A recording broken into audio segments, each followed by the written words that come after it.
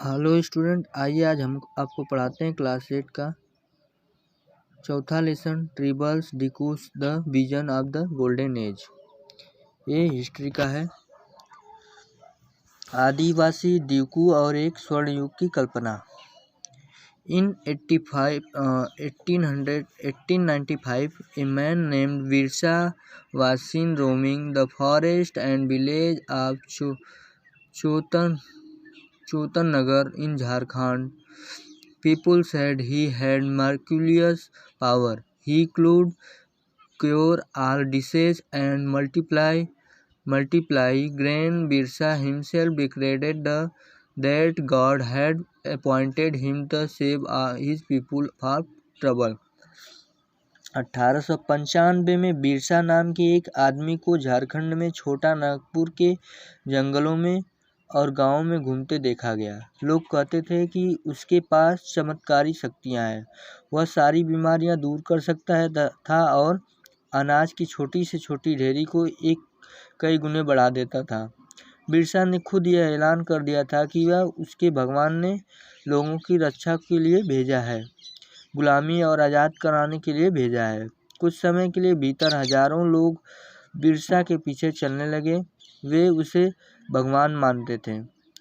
उन्हें यकीन था कि वह उनकी समस्याएं दूर करने आया है। बिरसा का जन्म एक मुंडा परिवार में हुआ था। मुंडा एक जनजातीय समूह है जो छोटा नागपुर में रहता है। बिरसा के समर्थक में इलाके के दूसरे आदिवासी संस्थान और उराव भी शामिल थे। ये भी अपने आसपास आ रहे बदलाव और अंग्रेज शासन के कारण पैदा हो रही समस्याओं से बेचैन थे। उनकी परिचित जीवन पद्धति नष्ट होती दिखाई दे रही थी, आजीविका खतरे में थी और धर्म छिन्न भिन्न हो रहा था। बिरसा की किन समस्याओं को हल करना चाहता था जिन्हें देखू कहा जा रहा था, वे बाहरी लोग कौन थे, ये सब दिया गया है। पिछले साल अपने आदिवासी समाजों में बारे में पढ़ा था कि ज़्यादातर कबीलों और के रीति रिवाज और रस्में ब्राह्मणों द्वारा निर्धारित रीति रिवाज और रस्मों में बहुत अलग हैं। How did the tribal groups live? जनजाति समूह किस तरह जीते थे? By the 19th century, tribal people in different parts of India were involved in a variety of activities. Some were झूम cultivation.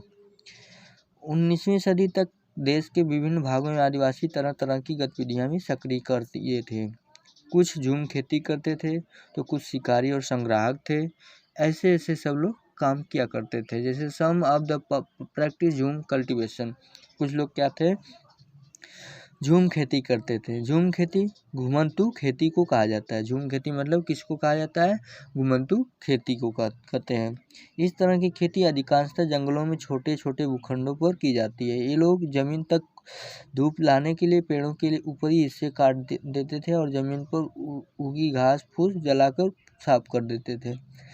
इसके बाद वे घास फूस के जलाने पर पैदा हुई राख को जमीन में ही मिला करके कुल्हड़ों और कुदालों से खोद करके उसमें कृषि करते थे। कुछ क्या करते थे, शिकारी और संग्राहक थे। बहुत सारे इलाके में आदिवासी समूह पशुओं का शिकार करते थे। सम वेयर हंटर एंड गेदर, कुछ लोग क्या करते थे, पशुओं का शिकार करते थे और वन्य उत्पादों को इकट्ठा करके अपना काम चलाते थे। वे जंगलों को अपनी जिंदगी के लिए बहुत जरूरी मानते थे। उड़ीसा के जंगलों में रहने वाला खोंड समुदाय इसी तरह का समुदाय था, मतलब जो क्या थे, शिकार किया करते थे। आगे दिया गया सम हेल्डर एनिमल्स, कुछ लोग क्या करते थे, जानवरों को पालते थे। बहुत सारे आदिवासी ऐसे थे जो क्या करते थे, जानवरों को पालते थे, अपनी ज़िंदगी चलाते थे। वे उसको पाल करके उनको खिला पिला करके उनसे अपनी ज़िंदगी का भरण पोषण करते थे। वे चरवाहे थे जो मौसम के हिसाब से मवेशियों या भेड़ों के रेवण लेकर यहाँ से वहाँ चले जाते थे। सम टू सेटल कल्टीवेशन, कुछ लोग तो ऐसे थे जो एक ही स्थान पे खेती किया करते थे। जैसे 19वीं सदी से पहले ही भारत बहुत सारे जनजाति कबीले एक जगह से टिक कर खेती करते थे लगे। वे बार बार जगह बदलने की बजाय साल दर साल एक ही जगह खेती करते थे। वे हलों का इस्तेमाल करने लगे थे और धीरे धीरे उन्हें ज़मीन पर अधिकार भी मिलते जा रहा था। बहुत सारे समुदायों में छोटा नागपुर के मुंडाओं की तरह जमीन पूरे कबीले की संपत्ति होती थी। कुल के लिए सभी सदस्यों को उन मूल निवासियों का वंशज माना गया। How did the colonial rule affect tribal life? औपनिवेशिक शासन से आदिवासियों के जीवन पर क्या असर पड़ा? जैसे what happened to tribal chief? आदिवासी मुखियाओं का क्या हुआ? आगे देखते हैं। अंग्रेजी शासन से आदिवासी मुखियाओं का क्या हुआ? Before the arrival of British, मतलब अंग्रेजों के आने से पहले बहुत सारे इलाकों में आदिवासियों के मुखियाओं का महत्वपूर्ण स्थान होता था। उनके पास औरों से ज़्यादा आर्थिक ताकत होती थी और वे अपने इलाके पर नियंत्रण रखते थे। कई जगह उनकी अपनी पुलिस होती थी। वे जमीन एवं वन प्रबंधन के स्थानीय नियम खुद बनाते थे। आगे दिया गया what happened to shifting cultivators? घुमंतु काश्तकारों का क्या हुआ? आगे जब देखते हैं अंग्रेजी शासन आया तो घुमंतु काश्तकारों का क्या हुआ? तो ऐसे समय में अंग्रेजों को काफ़ी परेशानी थी, जो यहाँ भटकते रहते थे, एक जगह ठन कर नहीं रहते थे। वे चाहते थे आदिवासियों के समूह एक जगह से अस्थायी रूप में ही रहे और खेती करे। अस्थायी रूप से एक जगह में रहने वाले किसानों को नियंत्रित करना आसान था। अंग्रेज अपने शासन के लिए आमदनी का नियमित स्रोत भी चाहते थे, इसलिए वो सोचते थे कि इन लोग क्या करें, एक ही जगह पे खेत रह करके खेती करें। आगे दिया forest law and their impact. वन कानून और उनके प्रभाव। The life of tribal group as you have seen was directly connected to the forest, so change in forest law had a considered effect of tribal life। दिया गया है जैसा कि आपने देखा कि आदिवासी समूह का जीवन जंगलों से जुड़ा हुआ है था। वे वन कानूनों में आए बदलावों से आदिवासियों के जीवन पर भी क्या हुआ? भारी प्रभाव पड़ा। अंग्रेजों ने सारे जंगलों पर उनका नियंत्रण स्थापित कर लिया और जंगलों को राज्य की संपत्ति घोषित कर दिया। मतलब उन लोगों को बहुत ही कठिनाई होने लगी। अब उन लोगों को समस्याएं क्या क्या आने लगी? द प्रॉब्लम विथ ट्रेड, व्यापार की समस्या होने लगी। 19वीं शताब्दी के दौरान जनजाति समूह ने पाया कि व्यापारी और महाजन जंगलों में जल्दी जल्दी आने लगे हैं। वे उन उपज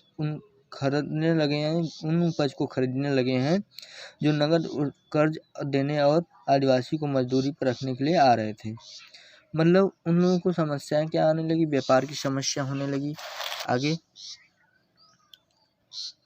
काम की तलाश, वो लोग काम की तलाश में घूमने लगे कि काम कहीं मिले। ठीक है। सर्च फॉर वर्क, काम की तलाश में घर से दूर दूर जाने वाले आदिवासी की दशा तो और भी खराब हो गई। 19वीं सदी के आखिरी में चाय बागान फैलने लगे थे।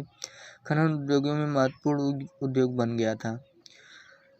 एज ए क्लोजर लुक, नज़दीक से देखने पर क्या हुआ? 19वीं और 20वीं शताब्दियों के दौरान देश में क्या नज़दीक से जब देखा गया तो जनजातीय समूह ने बदलते कानून, अपने व्यवहार पर लगी पाबंदियों, नए कारों और व्यापारियों व महाजनों द्वारा किए जा रहे शोषण के खिलाफ कई बार बगावत की।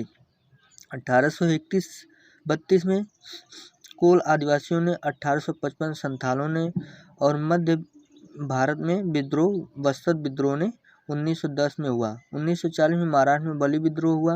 बिरसा जिस आंदोलन का नेतृत्व कर रहे थे वह भी इस तरह का विद्रोह था। अब बिरसा मुंडा था कौन? बिरसा का जन्म 1870 के दशक के मध्य में हुआ था। उसके पिता करीब थे। बिरसा का जन्म बचपन भेड़ बकरियां चराते, बांसुरी बजाते और स्थानीय अखंडों में नाचते गाते बीता था। उनकी परवरिश मुख्य रूप से बुहांड के आसपास के जंगलों में हुई थी।